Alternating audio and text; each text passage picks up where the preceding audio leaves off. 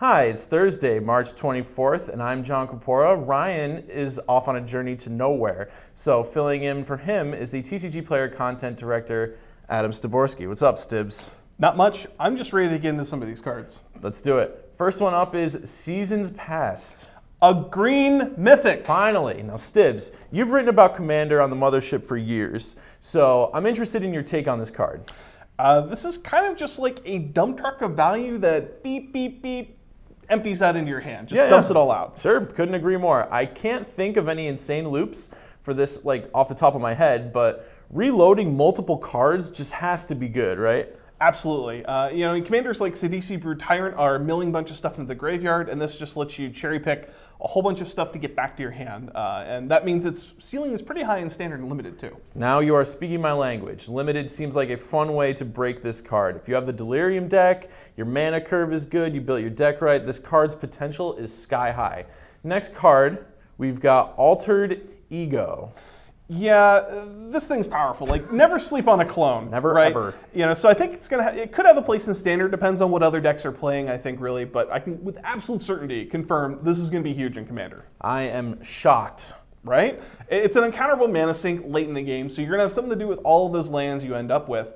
But more importantly, clones scale. Sure, the better your opponent, the better the stuff you're going to be able to copy. Most of the time, anyway. Exactly. And it also works the opposite way. So when you're playing weaker opponents, your stuff's kind of comparably weak too. It's great for casual games and super spiky players alike. Sweet. Next card up is From Under the Floorboards.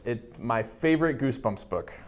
Yeah, this is a rare I really like for Limited. Any sort of creature source with a bunch of life gain goes a long way in kind of keeping you into it, messing up an opponent's plan in a racing situation. It's also just great rate. 6 power, 6 toughness for 5 mana is just good, and the life gain is actually really just a bonus on top of that. Yeah, I'm thinking about it in Standard alongside stuff like maybe Read the Bones, Painful Truths, Anguish Unmaking, as a way to kind of offset those cards' life loss. Yeah, and Grixis and Zombie Commander decks kind of run into the same problems too with life, and when they're filtering cards, it's going to be able to madness this out and gain a whole bunch of life back along the way. It's really nice. Awesome.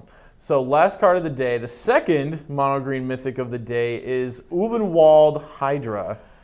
So I just want to get something out in the open here. Well, this is a safe space, Stybs. I just want you to feel like you can say whatever you want. I love Silverglade Elemental with an unnatural passion.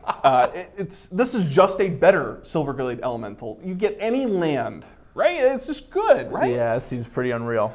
So it's not Karametra, God of Harvest in terms of ramping potential, but you get to tutor up Silver Bullets, Bojuka Bog, Wasteland, Urborg, Tomb of Yawgmoth. Things like that are usually worth to go find in Commander. Absolutely. With such a huge card pool like Commander has, it's hard to imagine all the possibilities, but it seems like a very powerful effect. Well, that is it for today's cards. Remember, you can pre-order Altered Ego, Ulvenwald Hydra, and all the other Shadows over Innistrad cards that have been previewed so far on TCGplayer.com. Thank you for watching, and we will see you next time. Sayonara, Internet.